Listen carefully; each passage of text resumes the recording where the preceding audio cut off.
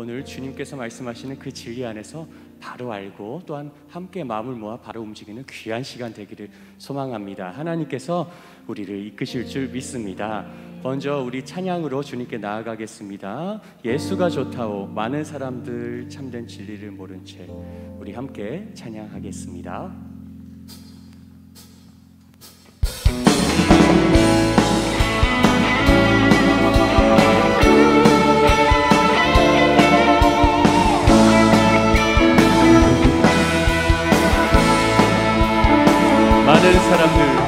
많은 사람들 참된 진리를 모른 채 주님 곁을 떠나갔지만 내가 만난 주님은 참 사랑이었고 진리이고 소망이었소.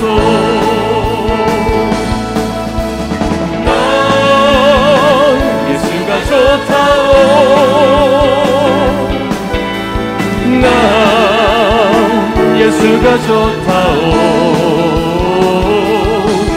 주를 사랑한다고 내게로 고백처럼 나 예수를 사랑한다고.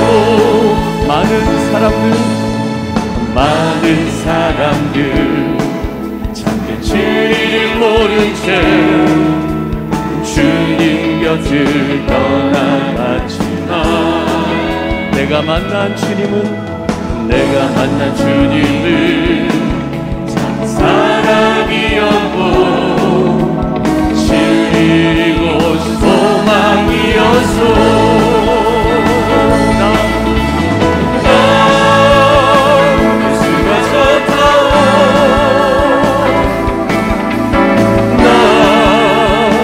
예수가 좋다오. 주를 사랑한다고 내게로 고백처럼 너 예수를 사랑한다오. 그대가 만일 참된 행복을 찾거든 예수님을 만나보세요. 그분으로 인하여 참 평안을 얻으며 나와 같이 고백할 거요. 너 예수가 좋다오. 나 예수가 좋다오. 주를 사랑한다고 내게로 고백처럼 너 예수를 사랑한다고. 푸른 마르고 꽃이 시드나 주의 말씀은 영원해. 푸른 마르고 꽃이 시드나 주의 말씀은 영원해. 주의 말씀을 믿는 자 그 구원을 얻으리. 주의 말씀을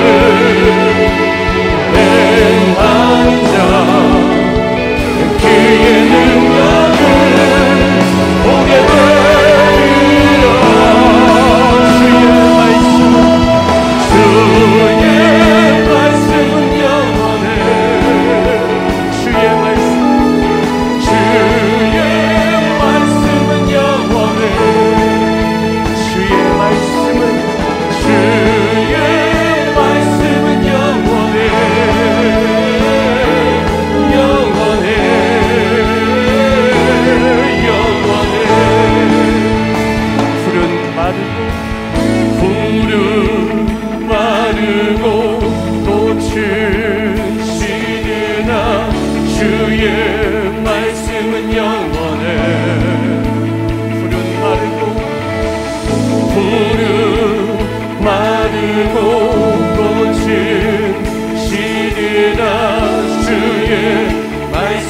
영원해. 주의 말씀은 믿는 자 그의 구원을 얻으리. 주의 말씀은 행한 자 그의 능력을 보게 되리라. 주의 말씀은 영원해. 주의 말씀은 영원해. 주의 말씀은 영원해. 영원해. 영원해.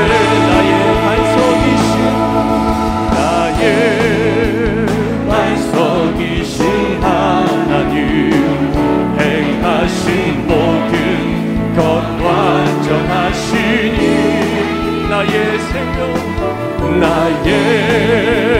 생명 되신 하나님, 내게 행하신 일 찬양합니다.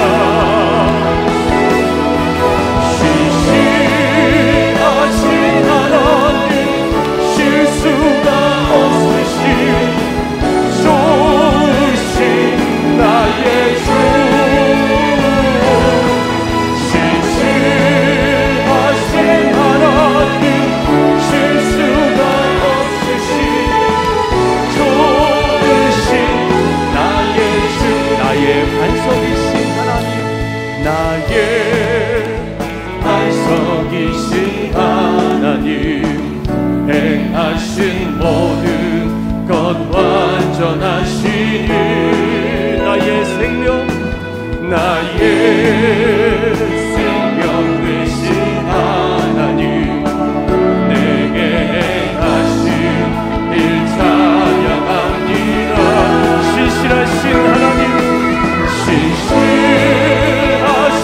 하나님, 실수가 없으신 좋으신 나의 주, 신실하신 하나님, 실수가 없으신 좋으신 나의 주, 신실하신 하나님, 신실하신 하나님, 실수가 없으신 좋으신 나의 주, 신실하신 하나님, 실수가 없으신 좋으신 나의 주, 좋으신 나의 주, 좋으신 나의 주, 좋으신 나의 주, 좋으신 나의 주. 할렐루야. 박수로 왜 하나님께 영광 돌. 자, 수고하셨습니다. 감사합니다. 스탠드를 갖다 주세요.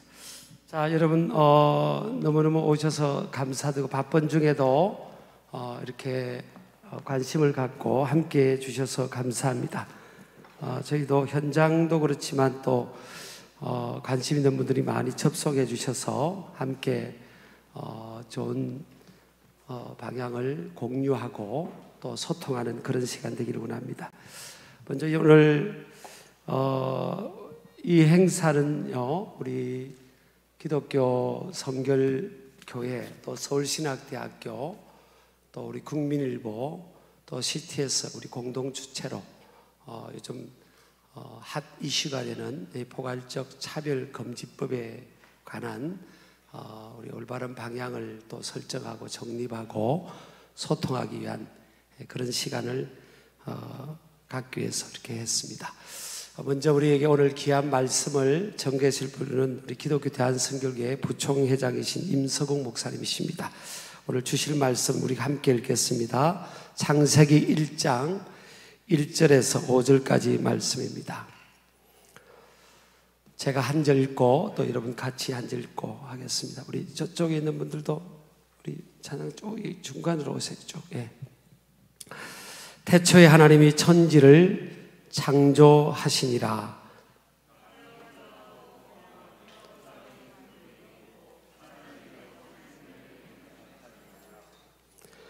하나님이 이르시되 빛이 있으라 하시니 빛이 있었고 시기에 좋았더라. 나누사 다 같이 합니다. 하나님이 빛을 낮이라 부르시고 어둠을 밤이라 부르시니라. 저녁이 되고 아침이 되니 이는 첫째 날이니라. 아멘. 기독교 대한선교회 우리 부총 회장님이시고요. 또 몇 개월 있으면 총회장님이 되시는데 우리 임서국 목사님, 부산 대연교회 목사님이십니다. 박수로 환영하겠습니다.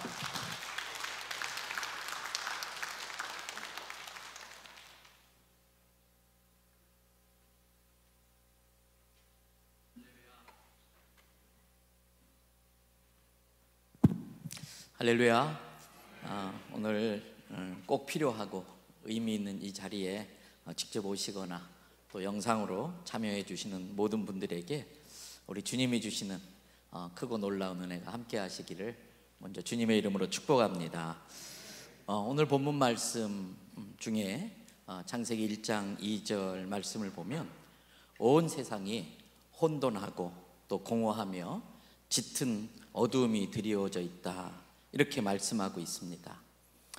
그 혼돈과 공허와 짙은 어두움이 두려워져 있는 그곳에 수면 위에서만 운행하고 있던 하나님의 영이 말씀으로 임하십니다. 그러자 무질서하고 혼란스러웠던 것들이 정돈되어집니다. 공허한 곳에 아름다운 것들로 가득 채워져 충만하게 됩니다. 밝은 빛으로 짙은 어두움은 더 이상 머무를 수 없어서 물러가는 것을 볼 수가 있습니다.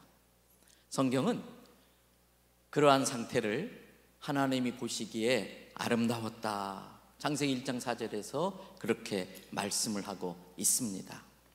그리고 하나님은 자기 피조물의 정체성에 맞게 낮을 낮이라고 이름을 지어주시고 밤을 밤이라고 이름을 붙여주십니다. 하늘을 하늘이라고 부르시고 바다를 바다라고 이름 불러주십니다. 우리는 이러한 하나님의 창조 과정을 보면서 혼돈과 공허와 어두움은 하나님의 뜻이 아니라는 것을 알 수가 있습니다. 혼돈과 공허와 어두움은 하나님이 원하시는 것이 아닙니다. 하나님은 자신이 만든 모든 피조물들이 혼돈이 아니라 하나님이 정해주시는 창조 질서에 따라 정돈되어 있는 것을 좋아하십니다. 하나님은 모든 것이 공허한 상태로 있는 것이 아니라, 허무한 상태로 있는 것이 아니라 하나님의 은혜와 능력과 하나님의 공급해 주심으로 풍성하게 채워지는 것을 좋아하십니다. 하나님은 하나님이 만드신 피조물이 어두움에 덮여져서 자기 정체성이 뭔지도 모르는 상태로 있는 것이 아니라 밝은 빛으로 자기 정체성이 분명해져서 각자에게 붙여진 그 이름에 따라 밝음 가운데서 살기를 원하신다는 걸 알 수가 있습니다. 그래서 이 하나님은 혼돈과 공허와 어두움을 물리치기 위해서 나누는 방법을 사용하십니다. 창세기 1장 4절에도 보면 하나님은 빛과 어두움을 나누셨습니다. 또 1장 7절에 보니까 아랫물과 위에물로 나누셨습니다. 그리고 1장 10절에 보면은 땅과 바다로 나누셨습니다. 그곳에다가 하나님은 그 나누신 그곳의 빈 곳을 하나님의 풍성한 열매로 채워 가십니다. 하늘을 해와 달과 별로 채우셨습니다. 빈 곳마다 여러 가지 식물들과 또 바다의 생선 물고기들과 하늘의 새들로 채워 가십니다. 그곳에서 하나님이 지으신 생물들이 번성하고 충만하여지는 것이 하나님의 뜻이라는 걸 창세기 1장 22절에서 우리가 알 수 있습니다. 사람도 마찬가지입니다. 하나님은 사람을 남자와 여자로 나누어서 창조하셨습니다. 스크린에 1장 27절의 말씀이 뜰 겁니다. 우리 같이 한 음성으로 한번 읽어보겠습니다. 하나님이 자기 형상, 곧 하나님의 형상대로 사람을 창조하시되 남자와 여자를 창조하시고, 성경은 하나님께서 사람을 창조하셨다 하지 않고 사람을 남자와 여자로 나누어 만드셨다고 말씀하고 있습니다. 사람은 남자와 여자의 정체성이 분명히 나누어져 있어야지 혼합되어져서 혼돈되어지는 것은 하나님이 처음 창조하셨을 때의 모습이 아닙니다. 하나님은 그들에게 말씀하십니다. 창세기 28절 잘 아는 말씀입니다. 그럴 때에 하나님께서 그들에게 복을 주셨다.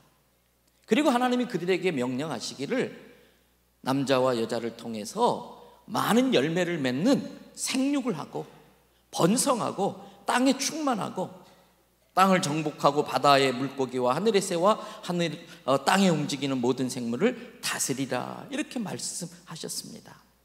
여러분, 그렇습니다. 하나님의 창조 섭리에 따라 생육하고 번성하는 것이 하나님의 뜻입니다.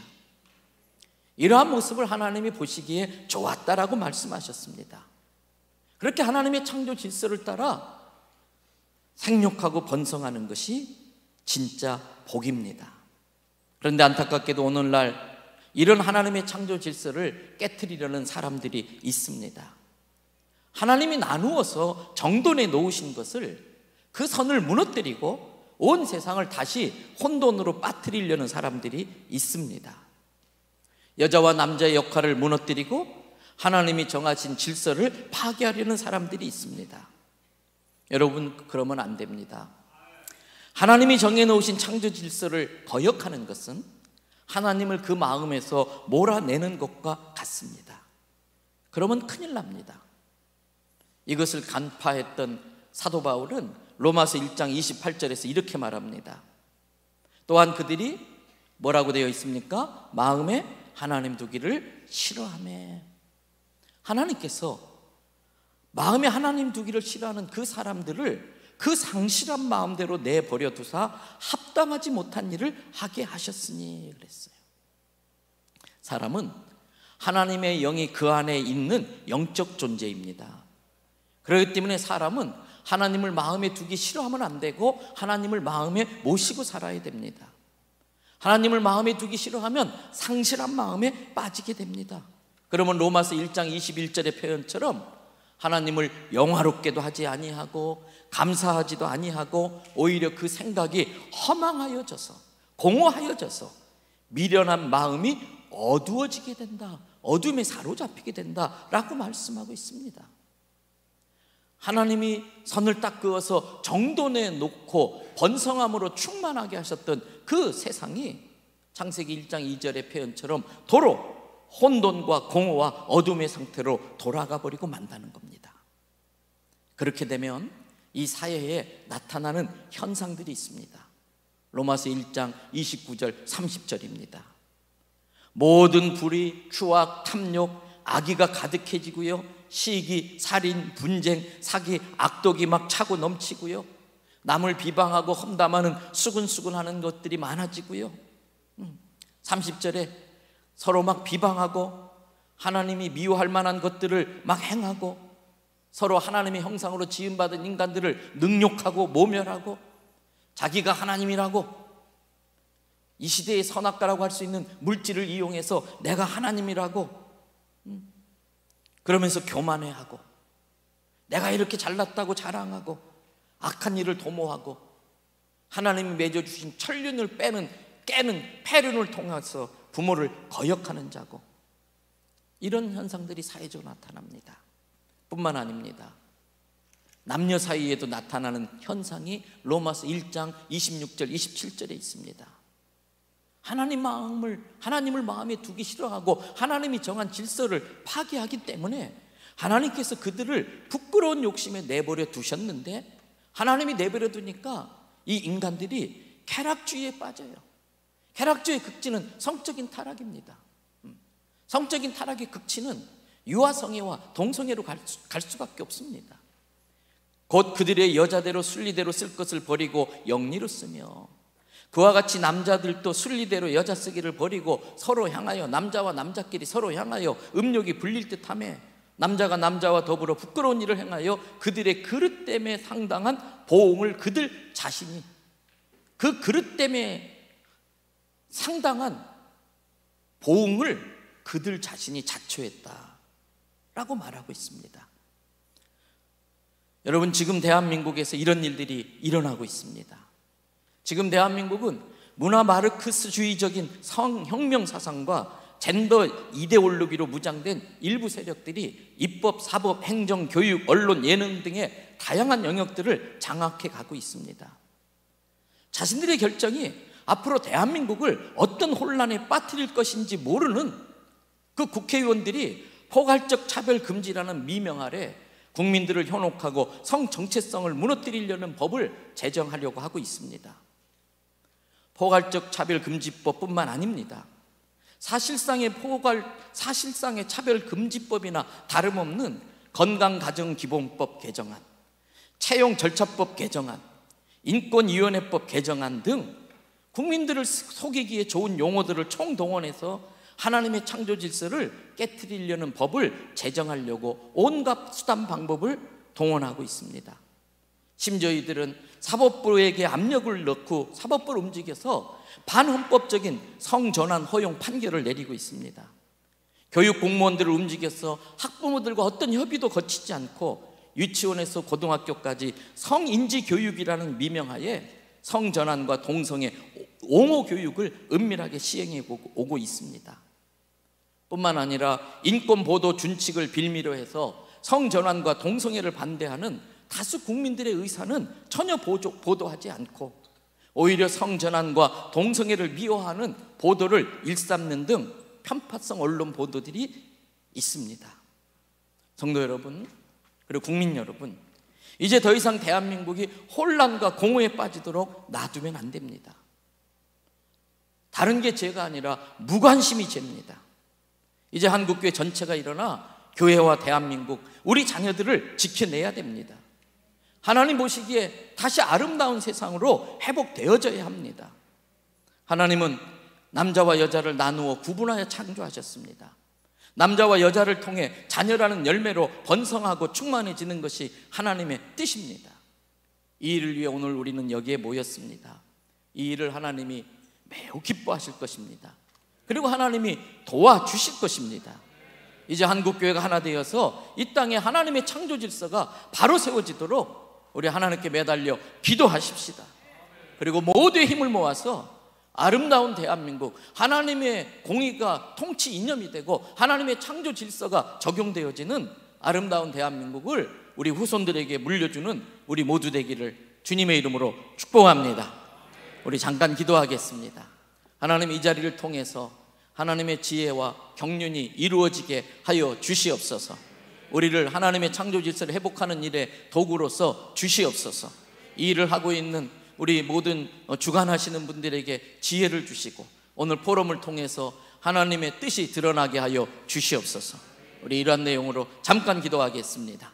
은혜로우신 아버지 하나님, 감사합니다. 오늘 귀한 이렇게 포럼에서 우리가 하나님의 창조 질서에 대해서 생각해보고 포괄적 차별금지법을 왜 반대해야 되는지 알게 하시니 감사합니다. 우리 주님께서 우리 가운데 함께 하시고 은혜를 베풀어 주시옵소서. 이곳에 성령의 기름 부으심으로 함께 하시고 주의 능력을 나타내 주시옵소서. 주여, 주님 모든 영광 받으시옵소서. 섬기시는 분들을 축복하시고 지혜를 주시옵소서. 주님께 감사드리고 모든 말씀 예수님의 이름으로 기도드립니다.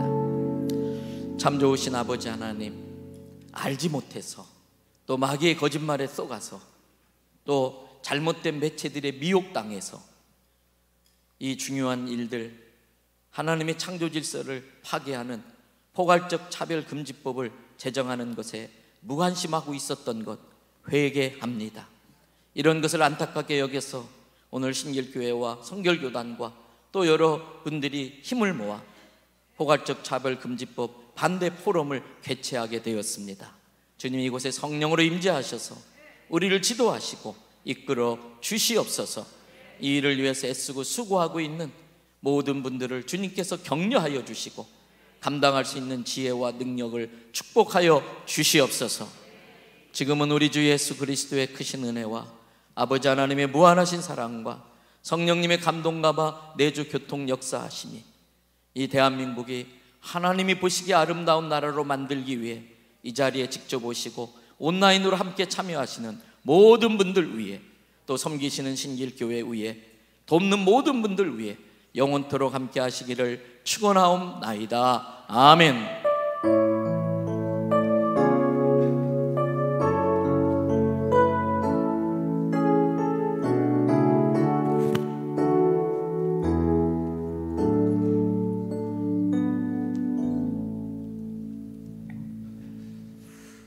자, 이 시간은 서울신학대학교 우리 총장님이신 우리 황덕형 총장님 나오셔서 기조 연설해 주시겠고요. 오늘 패널로 오실 우리 조영길 변호사님, 김민석 영등포 국회의원님, 또 우리 하재성 우리 고신대학원 교수님, 또 우리 임서공 목사님도, 우리 부총회장님도 저 패널로 좀 앉아 계시도록 하겠습니다. 우리 박수로 맞이하시겠습니다. 가장 중요한 것인데, 이제 이 교리 안에, 이런 주장 안에 일부는 성경적 교리와 반대되는, 배치되는 이데올로기를 근거로 해서 형성되고 있다는 것이 커다란 문제라고 생각이 됩니다. 그동안 우리 기독교계는 이러한 다양한 문제에 대하여 다양한 형태로 또 여러 의견을 제시해 왔습니다. 제가 속해 있는 우리 신학대학교도 지난 22년 6월 3일 날 우리 서울신학대학을 포함한 전국 25개 신학교육기관들의 514명의 교수들이 함께 모여서 포괄적 차별금지법에 대한 강력한 반대를 표현했습니다. 또 우리 기독교 대한성결교단도 지난 총회에서 포괄적 차별금지법에 대한 반대 의사를 분명히 표현했습니다. 또 오늘 연속상에서 열리는 이 소중한 포럼도 그 역할을 하리라고 생각합니다. 많은 사회적 갈등이 제시되고 있는데, 우리 이 포럼을 통하여 우리 기독교가 더 이 세계와 이 한국 사회를 포용하고 하나로 치유하면서 더 아름답고 모든 사람이 수긍할 수 있는 그런 복지와 평등과 공정의 이념이 잘 표현되는 그런 법안이 마련될 수 있도록 준비하는 귀한 계기가 되리라고 믿습니다. 오늘 참여해 주신 모든 분들과 더불어서 이런 놀라운 귀한 계기가 될 걸 믿고, 또한 이렇게 함께 참여해 주신 여러분들께 감사의 말씀을 드립니다. 고맙습니다. 네, 박수해 주시기 바랍니다. 이제 오늘 우리 포괄적 차별금지법 포럼을 제가 전문가가 아닌 제가 진행을 하게 된 것은요, 저를 설득할 수 있으면 좋겠다. 그리고 우리 기독교가 근대 한국의 근현대사에 참 긍정적인 역할을 많이 해왔잖아요. 우리나라뿐만 아니라 전 세계에 그렇게 해왔는데, 어쨌든 이 핫 이슈가 되는 이 포괄적 차별금지법이라는 이런 어젠다에 대해서 저를 포함해서 또 우리 기독교계 많은 사람들에게 좋은 방향이 공유되었으면 좋겠다. 또 그리고 우리들만의 기독교계 안에 있는 우리들만의 리그 속에 있는 것이 아니라 세상을 설득하는 그런 포럼의 방향이 되었으면 좋겠다 하는 마음으로 제가 용기를 가지고 진행을 맡게 된 이기영 목사입니다. 감사합니다. 일단은 제가 우리 비전문가입니다. 그런 차원에서 여러분 좀 이해를 해주시고요. 오늘 바쁜 중에도 포괄적 차별금지법에 대한 포럼에 참여해 주신 전문가들 분들이 계세요. 우리 그분들을 좀 소개하고, 오늘은 학술제 차원으로 딱딱하게 진행하지 않고요, 우리 회정들과도 공감하고 세상과도 공감하는 차원에서 눈높이를 낮추고 전문가 수준에서의 언어 사용보다는 좀 공감할 수 있는 소통이 되는 그런 차원의 좀 독특하고 특별한 포럼의 방향이 되고 그런 컨텐츠가 됐으면 좋겠습니다. 그런 차원에서 우리 또 많은 제가 여론을 들어보고 이 분야의 또 전문가, 자타가 공인한 전문가일 뿐만 아니라 이력에서도 그렇고요. 그리고 많은 그 국민들이나 민심이 이분이 이 무대에 섰으면 좋겠다 하는 분들을 제가 모시게 되었습니다. 첫 번째, 우리 하재성 교수님이십니다. 고려신학대학원 우리 하재성 교수님이시고요. 그 다음에 우리 제 바로 옆에는 조영길 변호사님, 법무부님 INS 대표 변호사님이십니다. 그리고 민주당 국회의원으로서는 굉장히 지금 용기를 가지고 이 자리에 서게 됐고 또 나라와 민족을 특별하게 사랑하시는 우리 김민석 영등포을 국회의원이시고요. 또 변호사 자격증도 있으시는 아주 탁월한 분입니다. 우리 그리고 오늘 설교해 주신 임석웅 우리 기성부총회장님, 우리 박수로 환영하겠습니다.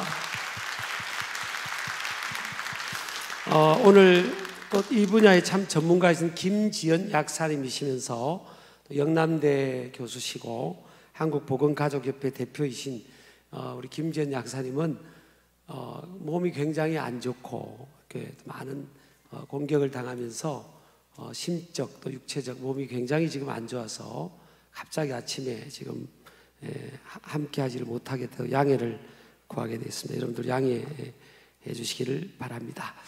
자, 그러면 좀 딱딱하지 않게 먼저 우리 하재성 교수님께서 포괄적 차별금지법 반대는 혐오 표현이 아닌 진정한 사랑의 표현이다. 이런 명제 아래에서 이런 운동을 하고 계시고 또 대중들을 지금 설득하고 계시는데요. 이렇게 명제를 이렇게 꺼내게 된 그런 것에 대해서 좀 개괄적으로 좀 말씀해 주시고 그에 필요한 또 질문도 우리가 하고 그렇게 하도록 하겠습니다. 네, 자, 잠깐만 전체적으로 한번 박수해 주시기 바랍니다.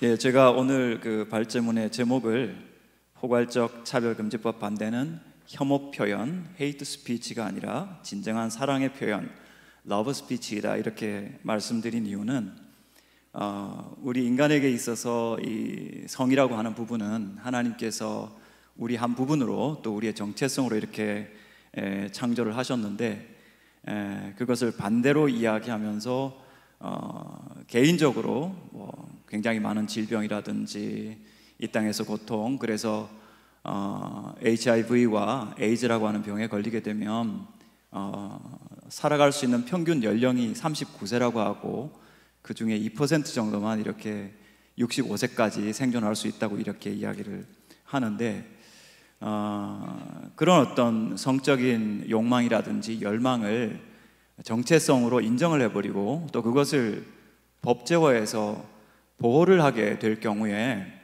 아마 그분들에게 약간의 안심은 줄 수 있을지 모르겠습니다. 그래서 이거는 내가 지금 법적으로 보호받고 있는 것이기 때문에 아무런 문제가 없다. 근데 그게 이중적인 부정적인 결과를 초래할 수가 있는데 첫 번째는 육체적인 어떤 성욕과 또 그런 행동에 자신을 방치하게 됨으로써 그런 질병에 노출되게 되고 많은 청소년들이 지금 급증하고 있는 이런 현실에서 그들의 미래가 없어진다는 의미에서 이건 정말 위험한 일이다. 그리고 우리 기독교의 관점에서는 사실은 뭐 동성애자도 그렇고 이성애자도 그렇고 뭐 이성애자라고 자동적으로 천국 가는 건 아니지 않습니까? 동성애자라고 해서 반드시 지옥 가는 것은 아닌데 그렇지만 동성애자든 이성애자든 중요한 것은 자신이 죄인임을 깨닫고 회개하고 예수님을 믿는 것이야말로 이 땅에서만 아니라 영생을 얻게 되는 그런 구원의 길이라고 할 수 있는데 법이 만약 이것은 괜찮은 것이고 옳은 것이다 라고 인정을 해버릴 경우에 과연 이것이 그 사람을 위한 진정한 복지인가, 그 사람을 진정으로 사랑하는 것인가. 그래서 결과적으로 과연 이것이 하나님이 말씀하시는 이웃사랑과 하나님의 사랑의 결말일 수 있는가, 이런 의미에서 제가 제목을 포괄적 차별금지법을 반대하는 것은 혐오 표현이 아니라 사랑의 표현이다, 이렇게 말씀을 드렸습니다. 제가 지난 5월 3일 저희 고려신학대학원, 여러분 아실지 모르지만 고려신학대학원은 그 독립운동가셨던 목사님, 그리고 신사참배를 반대하셨던 목사님들이 해방 후에 이렇게 바른 교회를 세우자 하는 의미에서 다시 신학교를 시작한 그런 학교이고, 그래서 5월 3일 날 먼저 저희가 포괄적 차별금지법에 대한 반대 선언문을 교수회가 하게 되었고, 이어서 한 달 후에 6월 3일 아까 총장님께서 말씀하셨지만 전국 신학교 25개 신학교에 514명 되는 신학교 교수들이 이 선언문에 참석하게 되었는데, 제가 그 선언문을 사실은 초안을 작성을 했었습니다. 그 선언문의 첫 번째 내용이 뭐냐면, 우리는 모든 종류의 차별을 반대한다는 거죠. 어쩌면 개별적 차별금지법, 다시 말하면 뭐 장애인이라든지 노약자라든지 외국인 노동자라든지 이런 분들의 차별을 해서는 안 되는 거죠, 그죠? 그런 의미에서 개별적 차별금지법은 개별적 차별금지법은 찬성하지만, 이런 독소 조항을 가지고 있는 사회와 가정과 또 교회와 진리를 위협하는 이런 포괄적 차별금지법에 대해서는 우리는 결코 상식적인 차원에서, 국가를 생각하는 차원에서, 그리고 또 교회를 생각하는 차원에서 결코 허용되어서는 안 되겠다. 그것이 제 말씀입니다. 우리 교수님 너무너무 잘 말씀해 주셨고요. 그러니까 우리 교수님 말씀을 조금 요약하면, 포괄적 차별금지법, 이것이 이제 헌법 정신 제20조 표현과 종교의 자유, 이런 것과 좀 대치된다는 차원이잖아요. 네, 그리고 우리가 이제 저는 이 포럼이 딱 우리의 언어로만이 아니라 좀 세상이 설득이 되는 그런 차원에서 가기를 원하는데요. 그러니까 포괄적 차별금지법이 왜 제20조 표현과 종교의 자유, 이런 것과 대치가 될까? 그리고 우리 헌법 안에 지금 아까 말씀하신 것처럼 개별적인 차별을 금하는 법 조항들이 있잖아요. 네. 그런 것들이 이 세상에 차별이 없는 것을 지향하는 방향은 예수 정신이고 기독교 정신이고 성경 정신이거든요. 그건 부인할 수 없지 않습니까? 약자라든지 소외된 자를 안고 가야 되는 예수님의 정신인데, 그런 면에 있어서 왜 이 기본 헌법 정신이, 헌법에 있는 내용들이 부족함이 있냐, 차별에 있어서. 또 그런 면들을 좀 우리 변호사님께서 한번 말씀해 주실 수 있을까요? 네, 그 이제 좀 일반인이 보기에 자꾸 좀 불명확한 이유가, 겉에 이 이름 자체는 굉장히 합법적이고 또 합헌적이고 또 상식적이고 또 인권적이고 이런데, 그 내용을 이렇게 들어가면은 실제로는 겉의 내용을 완전히 그 배치돼서 파괴하는 내용으로 이렇게 되어 있습니다. 그래서 차별금지 포괄이라는 부분 안에서 이제 뭐가 들어가냐면, 차별금지 사유가 20개 이상 나오는데 우리가 조심해야 될 게 한 3가지가 먼저 보입니다. 네, 성적 지향이라는 거하고, 그다음에 성별 정체성, 또 제3의 성, 이런 개념인데, 이것도 이제 이것을 그 동성애와 성전환을 반대 못하게 하겠다라고 하는 전 세계 성혁명론자들이 만들어낸 신용어입니다. 뉴 워드, 조작 용어입니다. 그래서 일단 좀 이해하시기 위해서는 낯선 언어지만, 성적 지향에는 동성 성행위가 들어간다. 또 젠더 정체성이나 성별 정체성에는 성전환 행위가 들어간다. 이렇게 좀 이해하시면 되고요. 이게 왜 우리의 양심, 신앙, 학문의 자유를 침해하느냐 하는 부분은, 이 부분들에서 차별을 정의하기를 부정관념 표시해서 정신적 고통 주면 차별로 몰아요. 그러니까 부정관념 표시한다는 건 반대 의견 표시거든요. 성전환은 위험하다, 동성애는 죄다, 그리고 가정을 파괴한다, 뭐 이런 관념 표시했는데 듣는 사람이 불쾌감을 느낀다, 그러면 차별이라는 거예요. 이건 엄청나게 위험한 겁니다. 왜냐하면은 인격을 침해하는 용어인 명예훼손과 모욕죄 있어요. 욕설. 이거는 정신적 고통 주면 안 되지만, 진리를 말했는데 동의하지 않는 사람한테 불쾌감을 줬다고 입을 막아버리면은 모든 성경에 있는 죄를 미워하는 진리 표현이 금지가 되는 거예요. 여기서 문제가 생깁니다. 그러니까 동성 성행위라고 하는, 또는 성전환 행위라는 행위 반대요. 행위자 반대가 아닙니다. 그냥 동성 성행위를 나는 동의하지 않아, 위험하다고 생각해, 성경상 죄라는 나는 신념 갖고 있어, 이렇게 얘기했는데 정신적 고통 느낀다고 금지시키면, 이것은 국가가 동성 성행위와 젠더라는 것을 지지하는 가치관만 정당화하고 반대하는 가치관은 용서하지 않겠다라고 하는, 국가가 가치관을 통제하는 전체주의적 사고예요. 그렇기 때문에 실제로는 디테일에 있는데요, 이름에 있는 것이 아니라 이 성차별금지법의 가장 큰 해악은 차별의 정의 조항에 혐오 표현 금지라고 하는 무서운 독재적인 내용에 있는 것입니다. 이 혐오 표현 금지가 바로 우리의 자유민주주의 사회에서 전면적으로 무제한적으로 보장돼야 될 행위에 대한 찬반의 자유로운 가치 판단, 이걸 가치관 표현이라고 합니다. 이거를 보장하는 헌법과 세계인권선언 개념이 양심과 신앙의 자유예요. 양심과 신앙의 자유는 사람이 아닙니다. 행위에 대한 무제한적인 찬반의 자유를 보장하는 것입니다.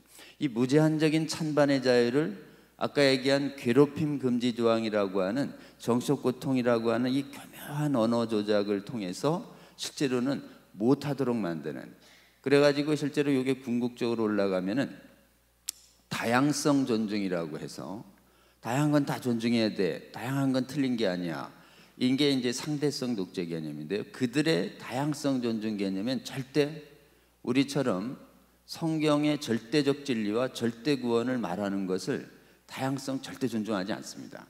그들은 절대적 진리를 포기하는 게 다양성 존중이고, 진정한 다양성 존중은 절대적 진리관을 가진 사람과 상대적 진리관을 가진 사람이 자유롭게 양심 신앙의 자유를 보장하는 것이 다양성인데, 그들은 다양성을 보장한다는 이유로 기독교의 핵심 가치인 절대 진리관과 절대 구원관을 말하는 그 자체를 정신적 고통을 주는 행위로 해서 실제로 포기하도록 강요하는 상대적 진리 독재, 그리고 상대적 종교 다원주의 독재관이 들어간 법이 이 차별금지법이고, 이 차별금지법은 우리나라에서 창안된 법이 아닙니다. 세계에서 수십 년 전에 아주 교묘한 성혁명론자들이 만들어져서 그래가지고 세계를 퍼뜨리고 있는 거라서, 우리나라에 발해하신 분들도 이 무시무시한 이 양심 침해, 독재적인 동성애, 성전환, 조기성애와 낙태를 반대 못하도록 하는 이른바 성독재라는 걸 인식하는 분들은 아주 소수입니다. 대부분들은 이 겉의 용어인 그럴싸한 인권보호적인 차별금지 평등지향적인 보편타당한 이 겉용어에 미혹돼 가지고 이 법이 좋은 줄 알고 이렇게 자꾸 들어오려고 하는 것이죠. 그래서 겉이 하고 속이 다른 게 아니라 겉을 개념을 내용으로 들어가면 완전히 파괴해버리는 엄청난 사악한 사실 진리 파괴성과 자유 파괴성과 인권 파괴성을 가지고 있는 무서운 법이다. 이런 것들을 좀 인식해 주시면 좀 제가 보기엔 논의를 진전할 수 있을 것 같습니다. 저는 이해가 충분히 되네요. 그러면 왜 포괄적 차별금지법을 꼭 제정해야 되나? 왜 그러면 이제 국회의원들 가운데서 이것을 시도해야 될까? 이게 이제 제가 상식적으로 알기로는 네오막시즘의 어떤 그런 것을 근거로 해서 이런 차별금지법을 지향하는, 그래서 차별금지법 비슷한 이런 내용들이 통과된 나라들의 어떤 폐해라든지 이런 것들에서 좀 누가 자유롭게 이야기를 해주시면 좋겠습니다. 지금 혹시라도 이제 뭐 해외 사례들은 아주 차고 넘치고 국내 보고서도 넘칩니다. 그래서 아주 간단하게는요, 동성 성행위에 대한 위험성을 경고하거나 윤리적으로 반대하는 모든 교육기관의 교사들은 자기의 고용을 위협받습니다. 그렇기 때문에 동성애 해악을 경고한 교수진들 그리고 교사들은 국가인권위원회에 진정이 되고 거의 다 징계를 먹습니다. 그리고 이제 노상에서 동성애 반대 설교를 하면은 그냥 소란 행위를 이유로 노상이라는 것은 교회 밖에서. 그렇죠, 교회 바깥에서. 그래서 이제 그러면 마치 큰 소리로 외쳤다 그러는데 큰 소리로 응원하는 사람은 안 잡아가고요, 큰 소리로 동성애 반대하는 설교를 하면 잡아갑니다. 그러니까 지금 큰 소리 냈다는 취지가 아닙니다. 그러면 이제 큰 소리 안 내고 편만말 갖고 있었어요. 해리슨 포드라는 사람이 동성애는 성적인 부도덕입니다. 편말 갖고 목소리 하나도 안 냈는데 벌금 받았습니다. 벌금. 영국이에요. 그랬더니 그거 왜 자꾸 공중거리로 나와요? 이렇게 예배당 안에서만 하시지. 그래서 예배당 안에서 하면 안 잡아가지, 이런 식이에요. 그래서 이제 예배당 안에는 문제는 괜찮은 거냐? 스웨덴의 아케 그린이라는 목사가 여러분처럼 이렇게 교회에서 성도한테 동성애는 암과 같은 것입니다, 이렇게 얘기했는데 스웨덴에서 고소고발 당해가지고 1심에서 유죄 맞았어요. 징역, 실형. 근데 항소에서 2심, 3심에서 간신히 무죄 맞았는데 그때 어느 교회도 도와주지 않았다고 그래요. 그러면 이제 끝내는 무죄를 받지만 동성애 반대 설교했다고 재판 막 받으면 전국 예배당에서의 동성애 반대 설교는 이렇게 사라져 가는 것이죠.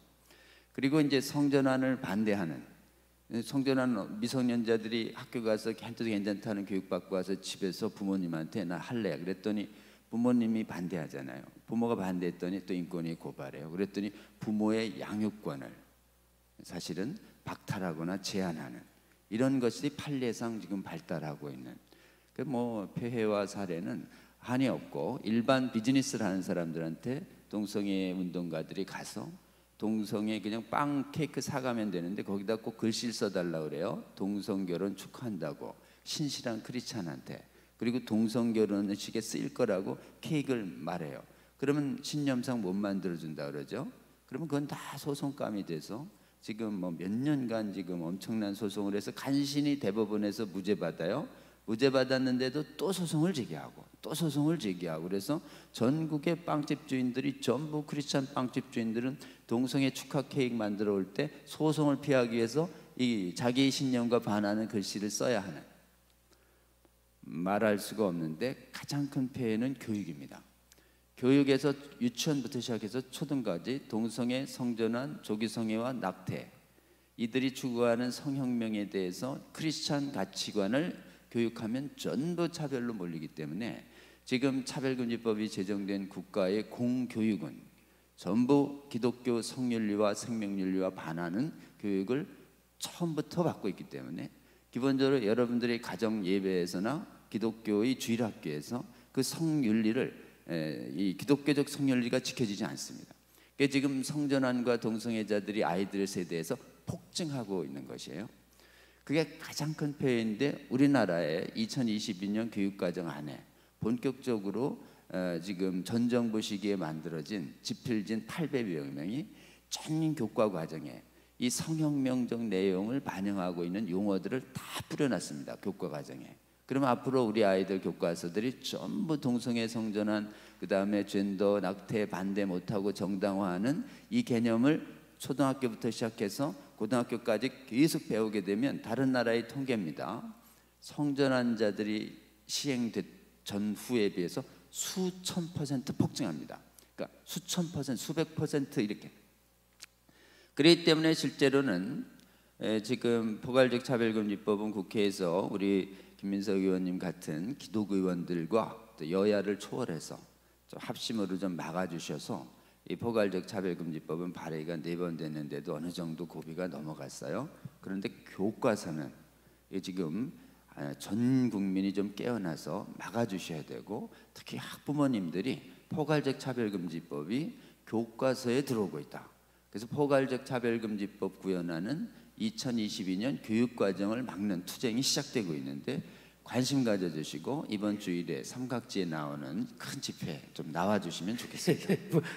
뭐 집회도 지금 선전하고 그러는데요.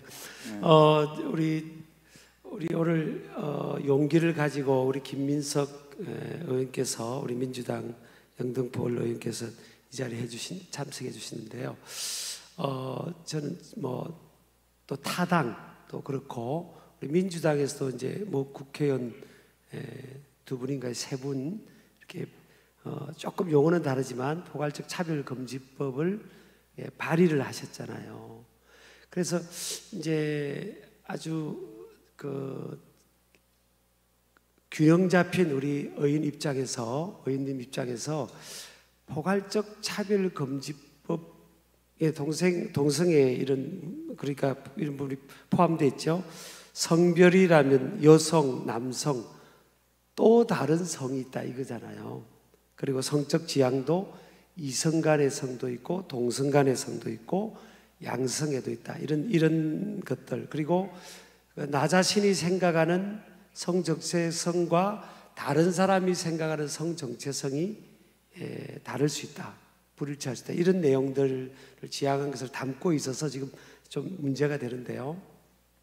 그럼 차별금지법을 꼭 발의를 하고 만들어야 될 필요성이 우리 사회에 그런 차별의 문제들이 있나, 법적으로 이렇게 뒷받침해야 될 부분이 있을까? 그런 데서 일단 우리 김 의원님 한번 말씀해 주시면, 좀 포괄적이긴 한데 한 예를 들어서 말씀해 주시면 감사하겠습니다.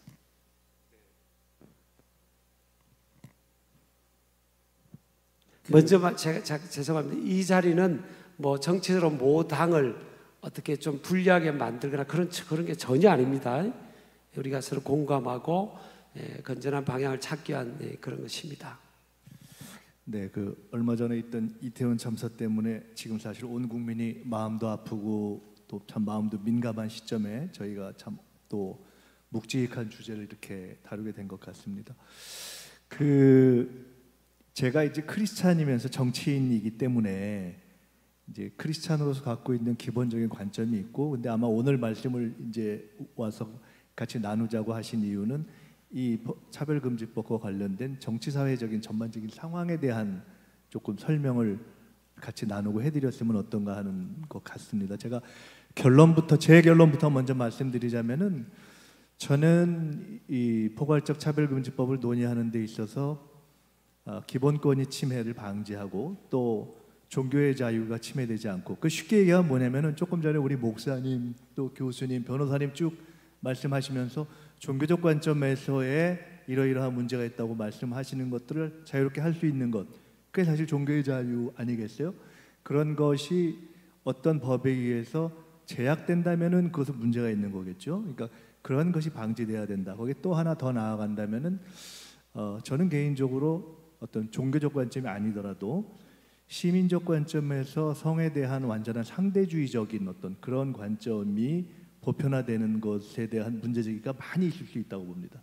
근데 그런 다양한 문제제기나 토론의 여지가 봉쇄되는 방식은 바람직하지 않다. 그러니까 차별금지법 논의를 하는 데 있어서 그런 기본적 기본권 침해도 방지하고 종교의 자유 침해도 방지하고 또 다양한 시민적 문제제기가 열리는 것이 좋다. 이것이 제 기본 입장입니다. 그래서 그러한 점에서 보면 현재 발의된 차별금지법이 그런 토론과 고민 없이 그대로 통과되는 것은 우리가 바람직하지 않다. 이렇게 결론을 먼저 전제해 드리고, 제가 목사님이 조금 전에 근데 왜 이게 제기됐고 왜 이걸 꼭 해야 되지 하는 질문을 주셨기 때문에, 그래서 제가 몇 가지만 간단히 조금 짚어서 말씀. 첫째는 우리가 이해를 돕기 위해서 아까 처음에 말씀하신 이게 참 어려운 문제인 것이, 우리가 지금 제목이 차별금지법 포럼으로 오늘은 되어 있지 않습니까? 근데 차별금지법 반대 이렇게 많이 말씀하시는데, 그러면 통상적으로는 우리가 차별금지에 반대한다는 건 뭐지? 그럼 차별에 찬성한다는 건가? 차별을 용인한다는 건가? 이렇게 될 수가 있지 않습니까? 아까 개별적 포괄금지법은 찬성인데 포괄적 차별금지법 문제가 있다 이렇게 하면 사실 듣는 사람이 이해가 엄청 어려울 겁니다. 뭐 개별은 찬성이고 포괄은 반대지. 그래서 아마 그 취지를 이해하는 데 있어서는 차별금지법에 무엇을 문제가 있다고 하는 것이지 하는 무엇이 문제가 있다는 것이, 무엇이 독소가 있다는 것이지, 아마 그 중에 뭐 양심 표현 또는 종교의 자유를 제약하는 대목을 이야기하는 것인가라고 좁히는 것이 현실적으로 맞지 않을까 하는 생각을 하나 해보고요. 또 하나는 현재 차별금지법은 네 분의 의원에 의해서 발의가 되어 있는데 사실은 계류가 되어서, 아까 전문가라고 말씀하셨지만 저도 전문가가 아닌 것이 한 번도 토론을 본격적으로 해본 적이 없습니다. 그리고 국회 안에서 본격적으로 토론을 해본 적이 없고 공청회가 있었던 것으로 아는데, 하여간 이게 2007년 이후에 오랫동안 이렇게 제기가 됐는데, 또 하나는 오늘은 주로 성정체성 문제에 대해서 이야기하고 있지만 사실 이 법안에는 차별을 하지 말자고 하는데 25가지 사유가 있습니다. 그러니까 성별, 장애, 병력, 나이, 출신 국가, 출신 민족, 인종, 피부색, 출신 지역 이런 등등을 가지고 차별하면 안 된다라는 것을 굉장히 보편적인 우리가 공감이 가는 부분 아니겠습니까? 그래서 이것과 관련해서 우리가 이것이 그 문제만 다루는 것이 아니구나 하는 것을 이해할 필요가 있고, 아마 그것 때문에 실제 지금 발표된 각종 여론조사를 제가 쭉 오늘 오면서 봤는데, 차별금지법에 찬성하냐 반대하느냐 하는 여론조사를 놓고 보면은 찬성이 높은 거는 80%에서 낮은 게 40% 정도까지 나옵니다. 그러니까 물어보는 방식, 물어보는 기관에 따라서 다른데 어쨌든 포괄적으로 이러이러한 차별에 금지해야 되지 않느냐 물어보면 높게 나오는 건 당연하지 않겠습니까? 그런 문제가 있고, 심지어 최근에 그 한국에 부임한 그 필립 골드버그 주한 미국 대사가 최근에 이런 법에 공감하고 성소수자 축제에 가서 이걸 찬성하는 그런 발언을 했거든요. 그러니까 이게 굉장히 지형이 간단치 않은 거죠. 그래서 저는 이렇게 봅니다. 제가 한 20년 전쯤에요, 아주 우연하게 처음 국회의원이 됐을 때 트랜스젠더를 한번 만난 적이 있습니다. 그러니까 우연히 트랜스젠더인지 모르고 만났는데 이분이 자기 얘기를 하는 거예요. 그러니까 저는 구체적인 사항을 잘 모르지만 아마 그 당시에 성전환을 하려면 상당한 이 육체적 리스크를 감수했어야 될 겁니다. 생명까지를 포함해서. 근데 하여간 했는데 그 뒤에 그러니까 완전히 이 외견상에 육체적으로 다 전환을 한 거예요. 근데 주민등록번호를 못 바꾸고 또 말을 하면 취업이 안 되고 하는 그런 고통을 이야기하더라고요. 그래서 야, 그때 참 그걸 들으면서 이게 난감한 문제로구나라고 생각했던 적이 있는데, 지금 제기되는 법에서 취지 하나는 예를 들어 그런 경우, 그것 자체가 옳으냐 그르냐를 떠나서 그런 경우에 그 이유 때문에 직장에서 고용을 예를 들어 불이익을 받게 되는 것이 좋냐 아니냐라는 문제가 제기되는 거죠. 이런 등등에 대한 차원에서 차별금지법에 대해서 필요성을 제기하는 분들이 제기를 하는 측면이 있다. 저는 일단 여러분의 이해를 돕기 위해서 그렇게 봅니다. 그러나 동시에 지금 우리가 얘기했듯이 반론들이 있는 거 아닙니까? 한편으로는 종교적 이유에 의한 반론이 있고, 또 한편으로는 종교인이 아니더라도 이런 성의 상대주의가 그냥 쭉 확산되는 것에 대해서 뭔가 문제 제기를 할 수 있는데 그 문제 제기 자체가 내가 어떤 법 때문에 봉쇄되면 되겠는가 하는 그런 반론이 있을 수 있지 않겠습니까? 이런 양면이 있다 하는 측면에서 제가 또 기회가 어떨지 몰라서 그럼 이 법을 놓고 지금 어떻게 될 거냐, 법만 관련 말씀을 좀 드리자면은, 실제로 과연 얼마나 토론이 돼서 어떻게 진정이 될지 저는 잘 모르겠습니다. 가늠이 안 됩니다. 현재 토론을 안 해봤기 때문에. 그리고 이것을 그렇기 때문에 그런 문제점이 있어서 우리 변호사님이 잘 아시겠습니다만은, 이런 외국에서 법들이 통과됐는데 종교의 경우를 예외로 하자 하는 논의가 있습니다. 그래서 종교 예외 조항, 독일 같은 경우가 그렇게 한 경우가 있는 것 같고요. 아니면 예를 들어 조금 전에 말씀드렸던 고용 이런 부분은 별개로 하자 이렇게 접근하는 경우도 있는 것 같고요. 또는 성적 정체성 이 부분을 빼자 이런 등등이 있는 것 같은데, 실제로 그렇게 논의에 들어가서 과연 하나하나 어떻게 이걸 해나갈 것이냐에 대해서 들어가기 시작하면은 엄청나게 이게 복잡합니다. 그래서 이런 입법적인 문제점이 있다. 다시 결론으로 돌아간다면, 저는 이 왜 문제 제기가 됐는가에 대한 하나의 예는 제가 말씀을 드렸고요. 실제로는 굉장히 다양한 그런 측면의 문제점들이 있기 때문에 그런 토론을 거치지 않고 가는 것은 저는 어렵다고 보는 입장이고, 그 토론을 종교적인 관점뿐만 아니라 또는 이 성소수자들의 이야기도 듣고 또 그에 대해서 비판하는 이야기까지 다 듣는 토론의 과정을 충분히 거치지 않고 그냥 가는 것은 어렵다. 그리고 현재 제기된 법안 가지고서는 그런 문제 제기에 답하기가 어려울 것이다. 저는 이렇게 보고 있다는 말씀을 우선 드리겠습니다. 참 잘 말씀을 해주셨고요.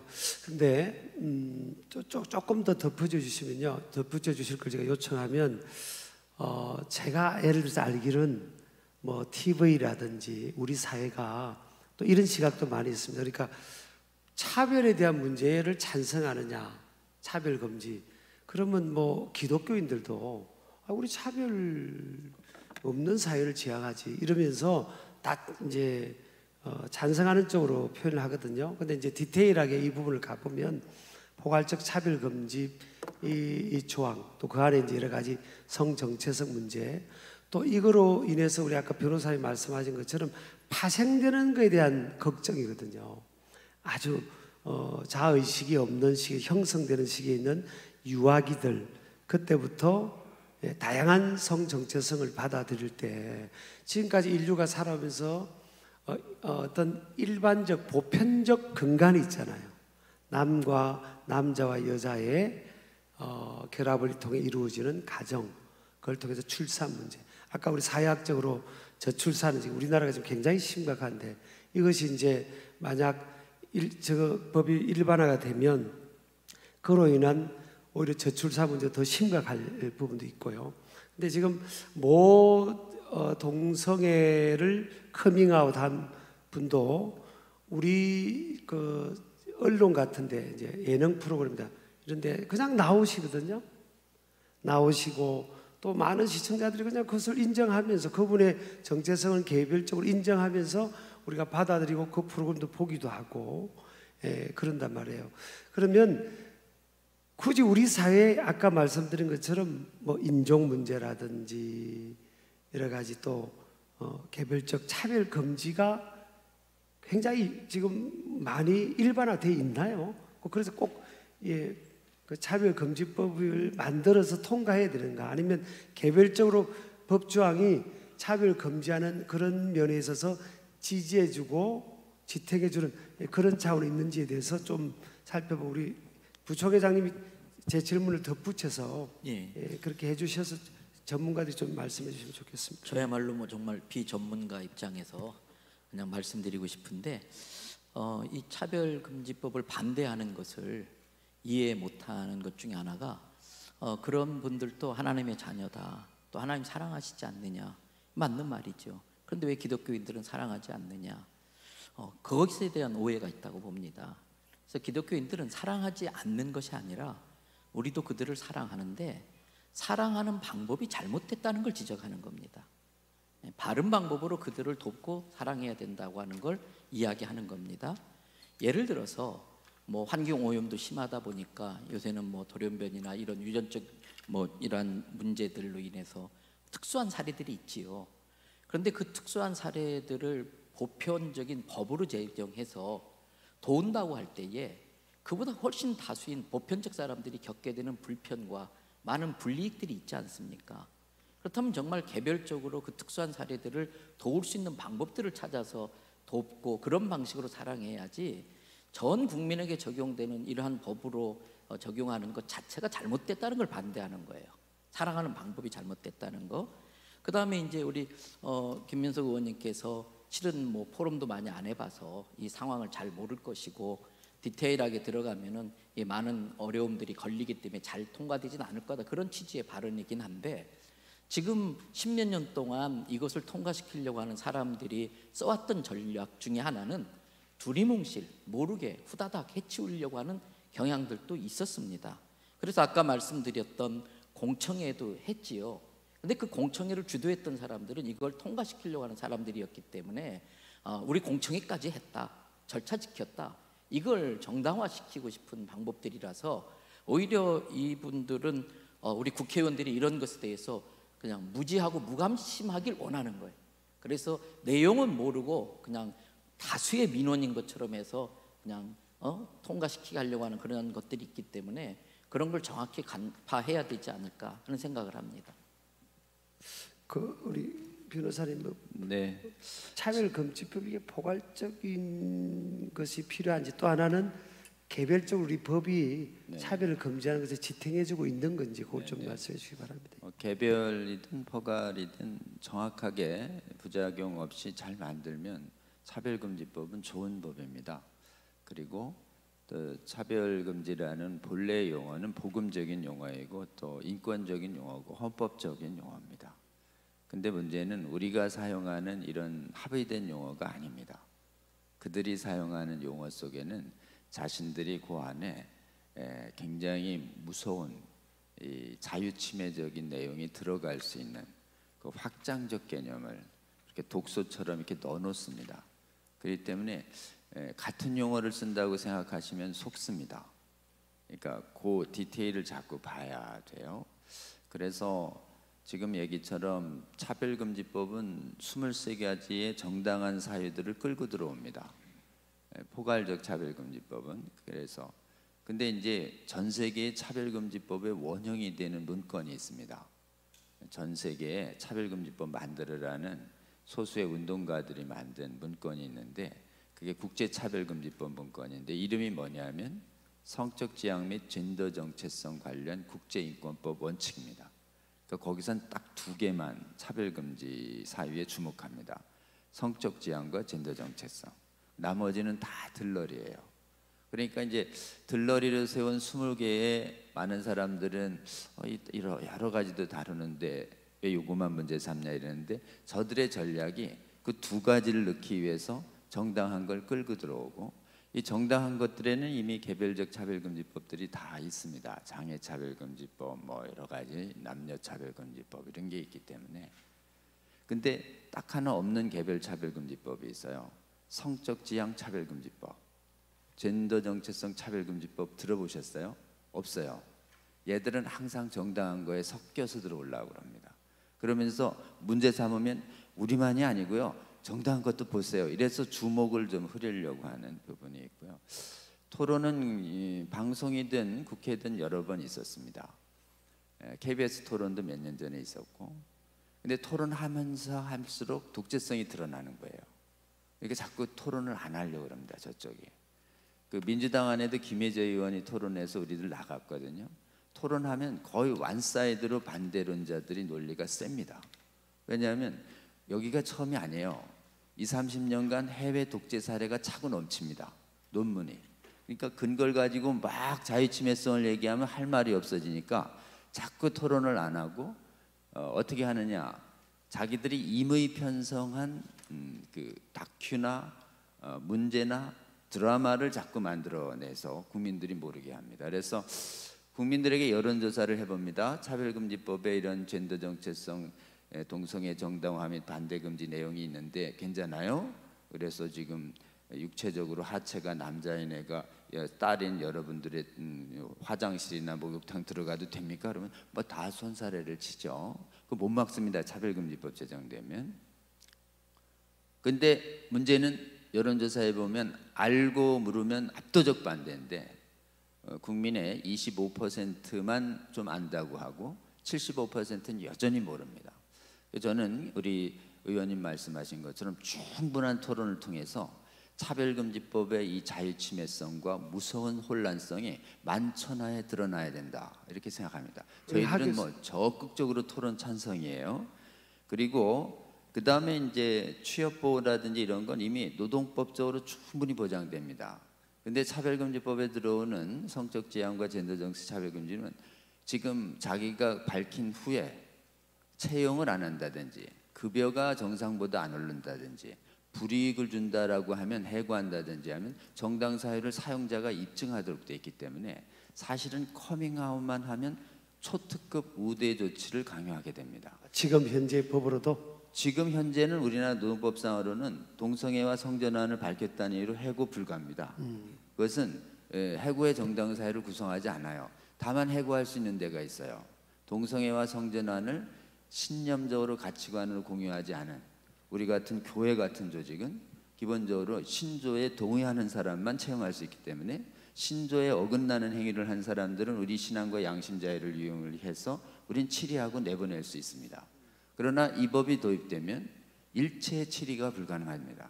그렇기 때문에 동성애가 성전한 자들이 신학교에 들어오게 못 맡게 되고 입학을 못 맡게 되고 목사 한 수를 거절을 못하게 되고 특히 청소년 사역자 거절 못하게 됩니다. 전부 신앙의 자유를 파괴하는 목적으로 쓰고 있습니다. 자, 그러면 이제 우리 김민석 의원님 얘기하신 것처럼 부작용이 없는 조항은 딱 하나 조항 들어가면 상당히 부작용이 없습니다. 동성애와 성전환에 관해서 양심과 신앙에 관한 자유로운 반대는 차별로 보지 아니한다. 이 조항을 둔 차별금지법 예외조항은 없습니다.